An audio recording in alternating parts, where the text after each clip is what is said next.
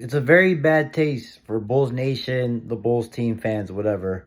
It's not much to even talk about that game. The Heat straight own the Bulls, third year in a row. Eric Spoels is outcoached Billy Don. Only two things, look, everyone pretty much played like ass. That's a game you don't even want to think about. Two things you can take for that game to give you some hope as Bulls fans, right?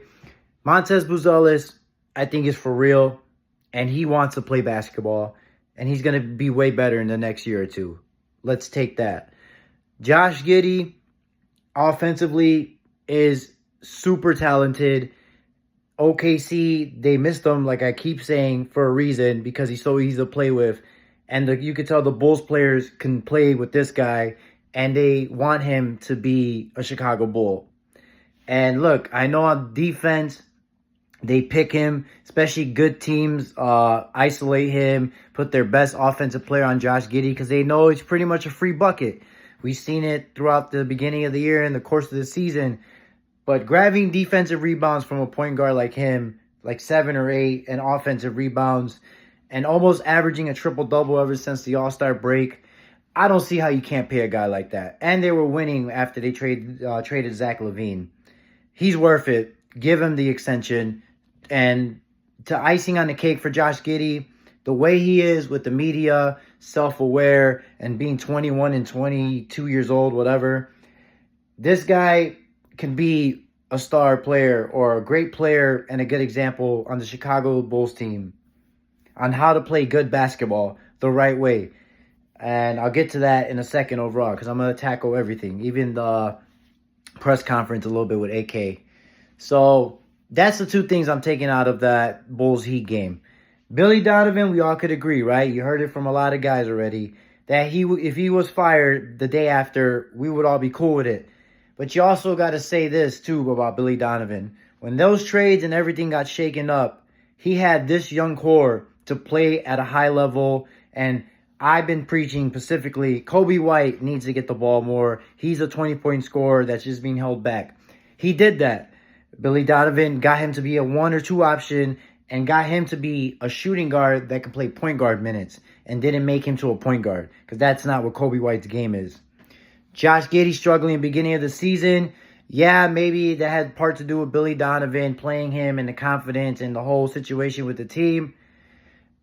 Trade happens.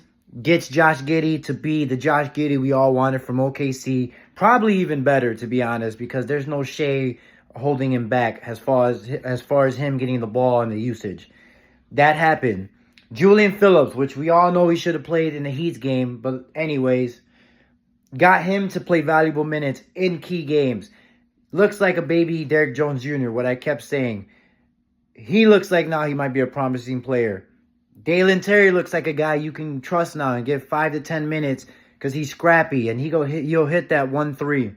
So I like what Billy Donovan did with the young team, playing smart, good, pass first, good open shot basketball. Because at the end of the day, when they played the Heat, they don't have a good half-court offense. They need to start for that. We need Buzelis to finally be ready to do that. We need Kobe White to still get better at creating shots. Because all they are, the Bulls right now, is a fast-paced team that as soon as they get the rebound, they're gone. Have a shot up at least within 5-10 seconds of the shot clock. You know, that's why when you play that slow pace for the Bulls, you can now pick them on defense with pick and rolls because Vooch is not no rim protector. They don't have a rim protector. You could pick on Kobe White because his defense is not all that, or Josh Giddey, right? So they rely on winning games with fast pace, but they wanted to change the pace. They traded DeMar because of that. Now they're top 3 in offensive pace as far as like how fast they play basketball. And that's what we wanted. So that happened. That's something to look forward to, right? As far as Vooch, he said it clearly in the media in a nice way. He wants to play for a contending team. He's 34 years old. Looks like you probably can trade him now because he had almost a 2010 season. And I believe this is his career high in three-point percentage. So we all expect him in the offseason probably to get moved. I am also the same guy that did say I'm okay with them keeping Vooch as long as they get a super solid backup center. No disrespect to Zach Collins, but like I'm talking about, like you need to get a starter playing backup center, like a Clinton Capella, just for example. But I hope he walks. Not walks, but I hope he goes to a situation because, man, Vooch, he was good when he was with the Chicago Bulls. You know, it sucks that we didn't have a team for him and we had all this, you know, Zach playing, young team now, playoff team now. So shout out for him for being a guy, first of all, who plays most of his games. And that's why I like Josh Giddey too. And also just being a professional. You know, like, is he a captain, a leader? I don't know. But as far as a professional basketball player, that's what Vooch was. And look, man, there's hope for this Chicago Bulls team. Next year, they need to be a 6-7 seed. This playing shit, it's over with. We can't, they went to 10, now they're 9. Stop. It's no more of that. We can't, the AK cannot keep settling for plans. And for the sake of Billy Donovan's job, if they're not 20 win, like let's say 30 games in, they're not like 19 and 17, even though it's more than 30 games, whatever. Point is, they don't have a winning record by 30, 40 games, then Billy Donovan should most likely be fired. I know he's probably way before should have been fired, but that's give him next season because what he did to the end of the season. I know that Heat game left a bad stain, but like I said, this is a different 39-43 record than it was last year. And as far as everyone else, look, Lonzo Ball, I want him to play 81 games, but expect every year for him to play 40 to 50 games. That has been throughout Lonzo's career of how many games he's played almost every season. And he's a good, solid backup point guard. What more can you say? He plays the right way. He has a championship type of mindset. He hustles. He plays defense, makes the right pass. I'm cool with always keeping Lonzo Ball. Just put it that way. And who knows? Fuck it. Attract your brother Lonzo to come over here. LaMelo. Just kidding. Same thing with Ayo Dosunmu. We all, at first I thought it would be a Kobe White Ayo backcourt. Now I'm cool with Lonzo Ball, Ayo Dosunmu, first two guards coming off the bench. That sounds pretty nice to me. You know, health is another thing that affects Ayo because he plays hard and he's physical on defense. But, hey, man, the only thing I always had against Ayo is he's not a consistent three-point shooter. The more he works on that, the better he'll get minutes, the more he'll get minutes. But that is a solid guards coming off your bench, if you ask me. Patrick Williams clearly wasn't worth the $95 million.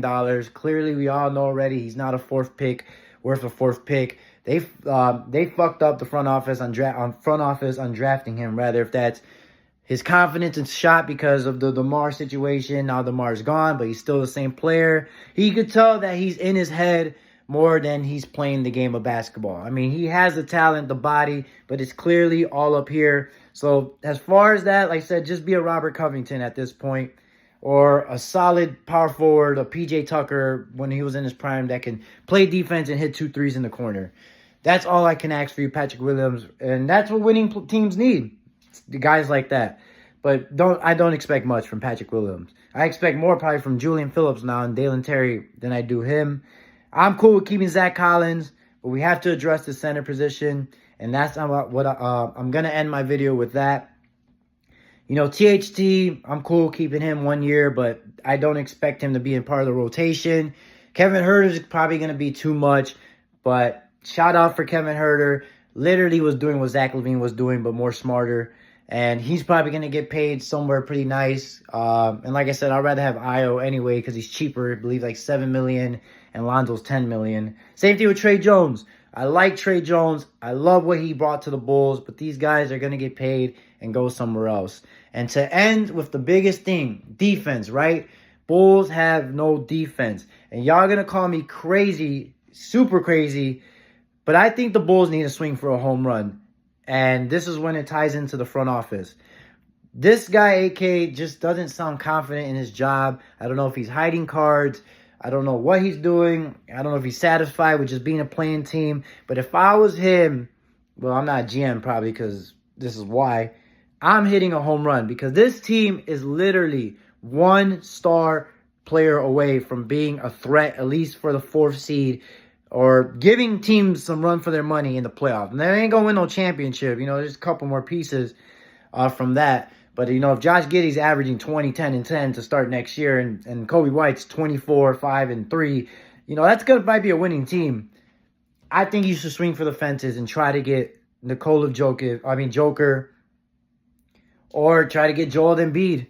Look, man, these are two guys that are coming from teams that are shaking up their coach situation, that Philadelphia had a meltdown. So what is Joel going to do? I know his injury history. I know he doesn't want to play basketball. But you can't tell me right now, if they added Joel Embiid to the Chicago Bulls, that's not a fifth seed team. Do the Bulls need a scoring center? No. Do they need a center that's going to slow down the game, post up? No. But if they have a Joel Embiid who can rim protect for them, score 20, 18 points, because you don't need him to score 25 or 30 no more. You got the other guys to do that. That is a dangerous-ass team. I prefer Joel Embiid more than Joker, because I feel like Josh Giddey is doing what Joker does. Not close to the skill set of Joker or stats, but he passes, grabs boards. Pretty much Josh Giddey's a pass-first guy. So why would you have Joker pass to Josh Giddey for a 3 when Giddey ain't even fucking shooting threes like that? It's just not going to work when you have two guys that are trying to get 10 assists. It can work, don't get me wrong, but you're going to also have that same issue with your defense of getting exploited, because Jokic is not known for defense, but his offense is fucking out of this world. Hey, if he can come, though, I'm all for it. That's still going to be a good-ass team. And I'm trying to get Embiid, or I'm trying to get Anthony Davis. Now, the same thing with Anthony Davis. Injury prone, doesn't play a lot of games, can be complaining at some times, but all the Bulls need is a center who can rim protect and create a shot, not be the number one scorer. Or maybe, if it happens to be that, right? Because they're not going to come over here to defer. But the Bulls are one center away from being that threat to the Eastern Conference, at least for the top 5 teams. Or you can go the other route and be cheaper and get, like I said, a Clinton Capella. Go get a Zubac from the Clippers. Just upgrade that center position to what fits the team, which is a fast-paced team that runs picks and rolls and can give it to a guy who can score, dunk, rim run, whatever you want to call it. Because that's what I think is going to happen. And I think the Bulls are going to start being scary in the next year or two. Because Buzelis really, at first I was like, okay, yeah, steal of the draft. But once I saw the Heat game, and I was like, wow, this is the only guy who's showing up to play, who's taking advantage of his mismatches, and who does not give a fuck if they're down 30. He's trying to come back himself. And I saw that in him and Josh Giddey mainly. So that one player, the one position they are away from, and I know it's something that's going to happen. If at least this front office needs to make something happen, because look, man, they've been mediocre this whole tenure. And as far as me right now, GarPax is better than this front office now. And if you want to make a splash and win Bulls fans back with that extra $30 million or $35 million you're going to have after, all your signings of Josh Giddey, or if you sign Kobe White, you need to bring that star player here, specifically a big man. Or draft a center that's going to block hella fucking shots. Because this Bulls team is ready to take the next step. And maybe that might have to do with firing Billy Donovan and getting another coach. Whatever it is, there is hope for the Chicago Bulls team.